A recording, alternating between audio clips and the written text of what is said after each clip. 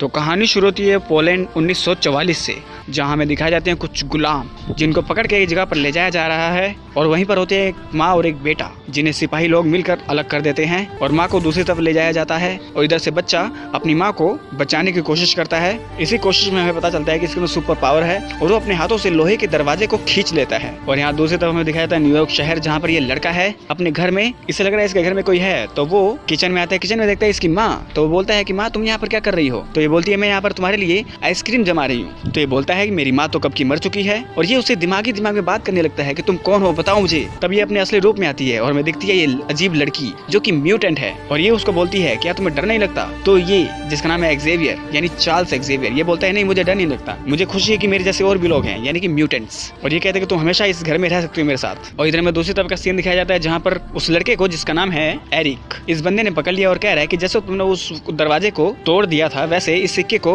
उठा कर दिखाओ। तो ये कोशिश करता है लेकिन नहीं कर पाता। फिर वो इसकी माँ को बुलाता है और कहता है कि अगर तुमने ये सिक्का नहीं हिलाया तो मैं तुम्हारी माँ को गोली मार दूंगा। ये बच्चा फिर से कोशिश करता है, इसकी माँ कहती है करो हो जाएगा। इधर से ये बंदा जिसका नाम है शॉ गिनती करना शुरू करता है पर एरिक सिक्का नहीं उठा पाता, तो शॉ इसकी माँ को गोली मार देता है। उसके बाद एरिक को गुस्सा आता है और उसके सामने जो घंटी बजी होती है उसको पिचका देता है, आसपास के सारे सामान को हिलाने लग जाता है अपनी पावर से और जो पीछे जो सिक्योरिटी गार्ड होते हैं उनके दिमाग को इनके हैमलेट के अंदर ही कुचल देता है और पूरे ऑफिस की ऐसी की तैसी करता है। फिर शॉ उसको समझाता है, कहता है तुम्हारे अंदर बहुत सारी पावर्स हैं, तुम एक दिन पूरी दुनिया में बहुत ताकतवर बन जाओगे। और वो इसको देता है एक सिक्का और उस सिक्के को हाथ में घुमाते घुमाते एरिक बड़ा हो जाता है और वो स्विट्जरलैंड 1962 में शॉ का पता लगाता है, पूरी इन्वेस्टिगेशन करता है। और इधर दूसरी तरफ हमारा चार्ल्स अब बड़ा हो चुका है, वो एक लड़की की तारीफ करता है उसकी आंखों में डूबकर। और तभी उसके पास आती है वो लड़की जिसका नाम है रिवन, जो बचपन में इसको मिली थी। वो भी अपनी आंखें रंगीन कर लेती है और चार्ल्स इसको साइड में लेकर आता है और कहता है कि तुमने ऐसा क्यों किया? तो कहती है कि मैं भी ये रूप बना के थक चुकी हूँ। तो चार्ल्स कहता है ऐसी बात नहीं है, तो वो उसको अपने घर पर लेकर आता है। तो ये दोनों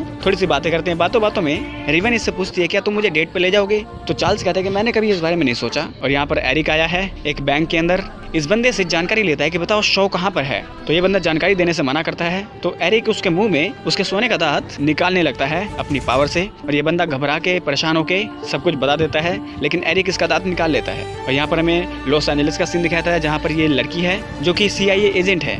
वो कुछ लोगों का पीछा करती है और पीछा करते करते वो आ जाती है एक ऐसी फैसिलिटी में जहाँ पर शॉ अपने म्यूटेंट दोस्तों के साथ बैठकर रशिया के बंदे के साथ कुछ डील कर रहा होता है और इनको चुपके से सुन लेती है ये हीरोइन जिसका नाम है मायरा। और तभी ये लोग अपनी सुपर पावर का इस्तेमाल करके इस नेता को अलग जगह ले जाते हैं। और यहाँ पर ये मायरा CIA एजेंट है, ये अपने ऑफिस में फोन करती है और बताती है कि वो बंदा जो है यहाँ पर था, जो वहाँ पर बैठा है। तो इसका सीनियर कहता है कि इतनी सी देर में वो बंदा 10 मिनट में यहाँ से यहाँ कैसे आ सकता है? तो ये बहुत सारी बातें उनको बताती है कि वहाँ पर म्यूटेंट्स हैं, ऐसे हैं वैसे हैं, पर इसका सीनियर इनकी बात का यकीन नहीं करता। तो ये कहती है मेरी बात का यकीन अब करेगा चार्ल्स एक्सेवियर। और यहाँ अर्जेंटीना में एरिक आया है इन दो बंदों के पास, वो इनसे पता लगाने की कोशिश करता है कि शॉ कहाँ है, लेकिन ये लोग नहीं बताते। तो ये अपनी पावर का इस्तेमाल करके इनको तंग करता है और पता लगा लेता है। और यहाँ पर चार्ल्स से मिलने आई है मायरा। मायरा कहती है कि मुझे तुम्हारी मदद चाहिए और तभी चार्ल्स इसका दिमाग पढ़ लेता है कि इसके दिमाग में क्या क्या चल रहा है, इसने क्या क्या देखा है। और यहाँ पर मायामी का सीन दिखाया था जहाँ पर ये शॉ आया है, इसके सामने है वही मिलिट्री का बंदा जिसके हाथ में ग्रेनेड। तो ये कहता है मेरे पैसे बढ़ाओ, मैं बहुत रिस्की काम कर रहा हूँ, अगर नहीं बढ़ाओगे तो मैं ये बम फोड़ के तुम सबको मार दूंगा। तो शॉ इससे ग्रेनेड ले लेता है और खुद ही फोड़कर उसकी पावर को अपने अंदर ऑब्जॉर्ब कर लेता है। ऑब्जॉर्ब करने के बाद ये उस सिपाही को छूता है और वो धाराशाह हो जाता है यानी खत्म हो जाता है। और यहाँ हेडक्वार्टर का सीन दिखाया था जहाँ पे CIA एजेंट हैं और चार्ल्स इन सबको समझा रहा है कि हमारी इस दुनिया में बहुत सारे म्यूटेंट्स हैं जिनके पास अजीबोगरीब पावर्स हैं, पर ये CIA एजेंट इसकी बात का यकीन नहीं करते। और तभी इनको ये नमूना दिखाता है कि ये जो लड़की बैठी है ये यानी कि रिवन, वो इनके सीनियर का रूप ले लेती है इनके सामने ही और फिर अपने ओरिजिनल फॉर्म में आ जाती है। फिर ये बंदा कहता है कि तुम्हारे जैसी टीम मेरे पास एक है, तो चलो मैं तुम्हें वहाँ लेकर चलता हूँ। और वो इनको लेकर निकल पड़ता है। और यहाँ पर एरिक आया है शॉ का पता लगाते हुए, शॉ को ढूंढते हुए, और शॉ इसको देख बड़ा खुश होता है कि बचपन का प्यार मेरा तो भूला नहीं है। और इसके बगल में जो ये लड़की होती है ये समझ जाती है कि ये शॉ को मारने आया, तो ये उसको उठा के पटक देती है पानी के अंदर। और यहाँ पर चार्ल्स अपने दिमाग का इस्तेमाल करके शॉ को पकड़ने के लिए अपनी टीम को लेकर आया है, मतलब CIA टीम को। और तभी चार्ल्स कहता है कि मेरा दिमाग को पढ़ने से रोकने के लिए उनके शिप पर कोई और बंदे भी हैं जो मेरे जैसी हैं। और तभी शॉ कुछ बंदों को यहाँ पर भेजता है और यहाँ पर CIA एजेंट और शॉ के जो बंदे होते हैं जो म्यूटेंट्स हैं उनकी लड़ाई लड़ाई शुरू हो जाती है और अंदर जो पानी का म्यूटेंट गिरा होता है, जो एरिक होता है, वो अंदर से बहुत सारी सिंगलें निकालता है और शो के शिप को पूरा तबाह कर देता है। लेकिन शो अंदर से एक पनडुब्बी निकाल कर निकल पड़ता है और एरिक उसके पीछे पीछे उसको पकड़ के भागता है। और ये चीज चार्ल्स देखता है कि एरिक अगर उसके पीछे भागता रहा तो वो मर जाएगा, तो वो कूद जाता है एरिक को बचाने के लिए और एरिक को दिमाग में उससे बात करता है कि देखो तुम उसको नहीं पकड़ पाओगे, तुम अकेले उसको नहीं मार सकते, हमें एक टीम बनानी होगी। यहाँ पे चार्ल्स एरिक को और अपनी टीम को लेकर आता है CIA हेडक्वार्टर में और यहाँ पर इन्हें मिलता है हंक, जो कि एक म्यूटेंट है। और ये बात CIA एजेंट को नहीं पता थी। उसके बाद अपने पैरों में से निकालता है जूते और दिखाता है कि इसके पैर नहीं, इसके पैर हाथ हैं, यानी कि इसके 4 हाथ हैं। तो रिवन इसको देख के बड़ी खुश होती है। और यहाँ दूसरी तरफ में दिखाता है शॉ, जो कि न्यूज देख रहा है और वो एक हेलमेट पहनता है जिससे चार्ल्स इसके दिमाग को ना पढ़ पाए और इस लड़की को कहता है कि चलो मेरा दिमाग पढ़ के दिखाओ, जिसका नाम है एमा। तो एमा इसके दिमाग को पढ़ने की कोशिश करता है लेकिन नहीं पढ़ पाती और हमें दिखाई जाती है इसकी लोकेशन, जो कि अजीबोगरीब जगह में है। और यहाँ पर एरिक CIA हेडक्वार्टर में से शॉ की फाइल लेकर जाने लगता है क्योंकि वो उससे अकेला मारना चाहता है। वहीं पर आता है चार्ल्स एक्जेवियर और इसको बोलता है कि देखो तुम अकेले उसको नहीं मार सकते, तो तुम्हें अपने दोस्त बनाने होंगे, क्योंकि शॉ ने भी अपने बहुत सारे दोस्त बना रखे हैं। उसके बाद चार्ल्स की टीम में एरिक आ जाता है प्रॉपर तरीके से और चार्ल्स आता है एक जगह पर जहाँ हंक ने एक ऐसी मशीन बनाई है जिससे चार्ल्स सारे म्यूटेंट्स को ढूंढ सकता है और वो शॉ को ढूंढने की कोशिश करता है। लेकिन शॉ को ढूंढने के चक्कर में देखता है कि यहाँ पर तो बहुत सारे म्यूटेंट हैं, यानी कि अर्थ पे इतने सारे म्यूटेंट हैं। ये बात जानकर ये बहुत खुश होता है। तो ये कहता है कि हमें एक टीम बनानी पड़ेगी म्यूटेंट्स की। तो एक लड़की का एड्रेस निकाल कर पहुंचते हैं और उससे पूछते हैं तुम्हारी सुपर पावर क्या है। तो ये लड़की, जिसका नाम होता है एंजल, वो दिखाती है अपने पंख और इनके सामने उड़ के दिखाती है। और फिर ये आते हैं एक टैक्सी ड्राइवर के पास जिसकी सुपर पावर है, ये हालात के हिसाब से कुछ भी बन जाता है। और तीसरी तरफ आते हैं एक बंदे के पास, एलेक्स, जो अपने शेर में से छल्ले फेंकता है, यानी लेजर के छल्ले फेंकता है। और फिर वो आते हैं एक और बंदे के पास जो अपने मुंह से वेव निकालता है। और फिर वो आते हैं फाइनली लोगन के पास और लोगन को कहते हैं कि तुम्हारे पास सुपर पावर है, तुम्हारी टीम में आ जाओ। लेकिन लोगन इनको पता क्या बोलता है? लोगन इनको बोलता है डांड मराओ, मतलब वही बोलता है जो मैं कहना चाहता था लेकिन मैं कह नहीं पाया, ऐसे ही बोलता है ये। और यहाँ पर एरिक और चार्ल्स की बहुत अच्छी दोस्ती हो जाती है और यहाँ पर जितने म्यूटेंट इन्होंने इकट्ठे किए होते हैं वो आपस में बैठकर गपशप करते हैं, बातें करते हैं, अब एक दूसरे की पावर्स के बारे में बताते हैं और बहुत इंजॉय करते हैं। और एलेक्स भी अपनी पावर दिखाता है और यहाँ CIA ऑफिस में ये एजेंट इनको बताता है कि हमें म्यूटेंट्स की मदद चाहिए, पर ये लोग उसके साथ एग्री नहीं करते। और चार्ल्स आता है अपनी टीम के साथ और वो देखता है कि यहाँ पर इन बच्चों ने, जो नए म्यूटेंट हैं, इन्होंने पूरा गन बचा रखा है और मायरा भी इन पर गुस्सा करती है। उसके बाद एरिक, मायरा और चार्ल्स वो लोग आते हैं शॉ की बंदी के पास क्योंकि इसकी बंदी कहीं पर जा रही है और चार्ल्स वहाँ पर एक सिक्योरिटी गार्ड होता है, उसको दिमाग को हैक करता है। उसके बाद वो ये एमा क्या बोल रही है वो सुनता है। एमा इस बंदे को बोलती है कि शो आज नहीं आ पाएगा। उसके बाद वो अंदर जाके बातें मारने लग जाती है इससे और एरिक और चार्ल्स दोनों सिक्योरिटी को तोड़ते हुए पहुंच जाते हैं इस लड़की के पास। चार्ल्स उसका दिमाग पढ़ने की कोशिश करता है लेकिन ये अपने डायमंड फॉर्म में आ जाती है जिससे कोई इसका दिमाग नहीं पढ़ सकता। तो एरिक इसको बांध देता है और उसकी गर्दन तोड़ने वाला होता है, तभी वो अपने असली रूप में आती है। फिर चार्ल्स उसका दिमाग पढ़ता है और पता लगाता है शो का प्लान क्या है। तो प्लान ये है, वो अमेरिका और रशिया की लड़ाई करवाना चाहता है, जिसके लिए वो रशिया के कुछ मिलिट्री के, कुछ आर्मी के लोगों को खरीद कर पहल करना चाहता है ताकि अमेरिका इन दोनों की लड़ाई हो जाए और न्यूक्लियर वॉर हो जाए। क्योंकि जो म्यूटेंट्स हैं वो लोग न्यूक्लियर की एनर्जी को सह सकते हैं लेकिन इंसान नहीं सह सकते, तो सारे इंसान खत्म हो सकते हैं और इनकी मौजी मौज है। और यहाँ पर हेडक्वार्टर में शो अपनी टीम के साथ हमला कर देता है और बहुत सारे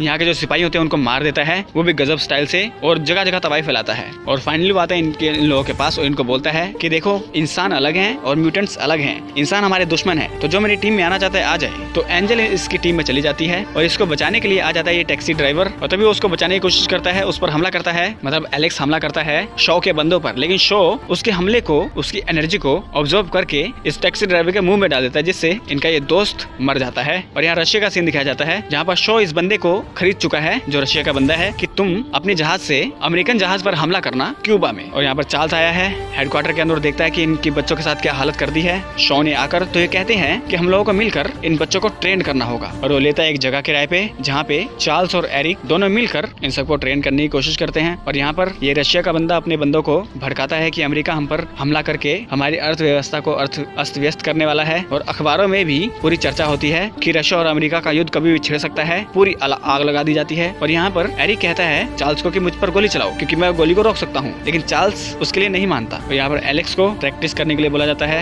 यहाँ पर हंक को भी तेजी से भागने के लिए बोला जाता है और इन सब की ट्रेनिंग अच्छी खासी चल रही होती है और सभी बच्चे ट्रेंड हो जाते हैं। लेकिन एरिक थोड़ा सा कमजोर रह जाता है। तो चार्ल्स इसको बोलता है कि तुम्हें उस जो छतरी दिख रही है उसको अपनी तरफ घुमा के करो, लेकिन एरिक नहीं कर पाता। तो चार्ल्स उसके दिमाग में घुसता है और देखता है कि उसकी माँ को शॉ ने मारा है, इस वजह से वो बदला लेना चाहता है और ये बहुत दुखी है। तो ये बोलता है इसको कि अपने दिमाग से सारे दुख निकाल दो, तभी तुम अपनी शक्तियों पर कंट्रोल कर सकते हो। और यहाँ पर चार्ल्स और उसकी टीम न्यूज देखते हैं कि इन लोगों का युद्ध कभी भी हो सकता है क्यूबा के अंदर। यहाँ पर रिवन के पास आया आया है हैंक, वो बोलता है कि मैंने एक दवाई बनाई है जिससे हम अपने म्यूटेशन को खत्म कर सकते हैं, यानी कि हमारे शरीर पर ऐसा असर होगा कि हम इंसान रहेंगे लेकिन हमारी पावर्स कभी खत्म नहीं होगी। लेकिन रेवन ये करने से मना करती है और हंक अपने ऊपर एक्सपेरिमेंट कर लेता है। उसके बाद हंक जो है वो बिल्कुल बदल जाता है एक बीस्ट में। यहाँ पर एरिक रेवन के साथ टाइम स्पेंड कर लेता है, यानी कि वन नाइट स्टैंड कर लेता है, और वो उसी हालत में आती है चार्ल्स के पास और उसे थोड़ी सी बातें करती है। यहाँ पर चार्ल्स ढूंढता हुआ आता है हैंक को और देखता है हैंक की ऐसी हालत, और ये सब लोग एक कॉस्ट्यूम पहनकर निकल पड़ते हैं अमेरिका और रशिया की लड़ाई को रोकने के लिए। यहाँ पर अमेरिका के लोग तैयार होते हैं लड़ने के लिए, उधर रशिया के लोग तैयार होते हैं लड़ने के लिए, और इनके बीच में एक शिप निकल चुका है अमेरिका पर हमला करने के लिए, जिसे कंट्रोल कर रहा है शो का बंदा, क्योंकि वो चाहता है कि अमेरिका और रशिया की लड़ाई हो जाए। और तभी वहाँ पर पहुंच जाते हैं एक्समैन्स, और चार्ल्स पता लगाता है कि ये जो शिप निकला है रशिया की तरफ से अमेरिका पर हमला करने के लिए, उसके अंदर कौन है। तो अमेरिका के लोग रशिया पर हमला करने के लिए तैयार रहते हैं, लेकिन तभी चार्ल्स रशिया के सिपाही को हैक करके यानी उसको कंट्रोल करके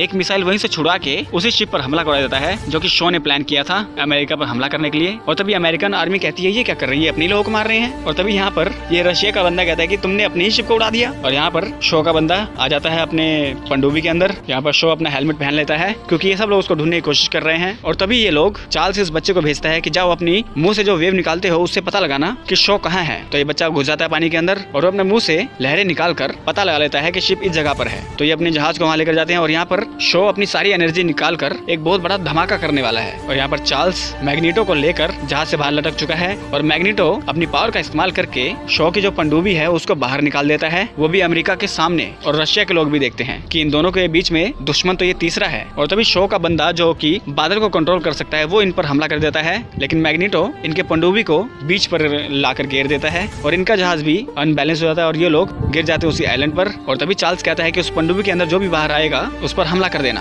और तभी कुछ म्यूटेंट्स जो पनडुब्बी के अंदर से म्यूटेंट्स बाहर निकलते हैं उन पर हमला करते हैं। इन दोनों की आपस में बहुत भयंकर लड़ाई होती है। यहाँ पर चार्ल्स मैग्नीटो को बोलता है कि जाओ उसको ढूंढो, और यहाँ पर बाकी म्यूटेंट्स दूसरे म्यूटेंट्स से लड़ते हैं और चार्ल्स बोलता है कि इस जगह पर जाओ, उस जगह पर जाओ, और मैग्नीटो उस जगह पर पहुंचकर ये जो शो एनर्जी शो कर रहा था उसको बंद कर देते हैं। और यहाँ पर बाकी म्यूटेंट्स लड़ते हैं। उसके बाद एरिक पहुंच जाता है शो के पास और ये दोनों आपस में थोड़ी सी बातें करते हैं। और यहाँ पर ये दोनों म्यूटेंट इन दोनों की बैंड बजा रखी है एंजल ने, और यहाँ पर शो ने एरिक की बैंड बजा रखी है। और तभी एक शीशा टूट जाता है जहाँ से चार्ल्स को सिग्नल मिल जाता है। अब वो एरिक को अच्छे से कंट्रोल कर सकता है, यानी उसका दिमाग पढ़ सकता है। और यहाँ पर ये दोनों मिलकर एंजल को मार गिराते हैं। इधर शो एरिक को मारने वाला था, लेकिन एरिक उसको इमोशनल कर देता है, कहता है कि मुझे मत मारो। और यहाँ पर हैंक इस बंदे को मार देता है रेवन की मदद से। और यहाँ पर शो एरिक को मारने वाला होता है, लेकिन एरिक बोलता है कि देखो तुमने मेरी शक्तियां जगाई हैं, एक तरह से तुम मेरे पिता की तरह हो। ऐसे ऐसी इमोशनल बातें शो के सामने करने लगता है। और इधर दूसरी तरफ से एरिक उसका हेलमेट निकाल लेता है और चार्ल्स उसके दिमाग को हैक कर लेता है और वो हेलमेट निकाल कर एरिक खुद पहन लेता है और बन जाता है मैग्नीटो। और चार्ल्स कहता है ऐसा मत करो, क्योंकि वो पहले उसके दिमाग को पड़ चुका था, क्योंकि मैग्नीटो यानी कि एरिक शुरू से ही शो को मारना चाहता था। यहाँ पर चार्ल्स बहुत कोशिश करता है मैग्नीटो को रोकने की, लेकिन वो नहीं रुकता। वो अपना सिक्का शो के सर के अंदर घुसा के आर पार करके उसको मार देता है। और यहाँ पर हमें दिखाया जाता है नाटो, जिनको खबर मिली है कि वहाँ पर अमेरिका और रशिया की लड़ाई करने वाले थे और लड़ाई करवाने वाले जो लोग थे वो टापू के उस साइड पर खड़े हैं और ये लोग फैसला करते हैं कि उन सबको उड़ा दो। यहाँ पर मैग्नीटो इन सबको समझाता है कि देखो इंसान हमारे बहुत बड़े दुश्मन हैं, वो देखो सामने उधर खड़े हैं, वो हम पर हमला करने वाले हैं, तो हम सबको मिलकर इंसानों के खिलाफ लड़ना चाहिए। चार्ल्स इनको समझाने की कोशिश करता है। तभी यहाँ से अमेरिका और रशिया दोनों अपनी तरफ से मिसाइल्स लॉन्च करते हैं इस बीच पर इन सारे म्यूटेंट्स को मारने के लिए, लेकिन मैग्नीटो इनके सारे बॉम्ब्स इनके सारे मिसाइल्स को हवा में रोक लेता है और उल्टा उनकी तरफ ही फायर कर देता है। तभी चार्ल्स इसको धक्का देके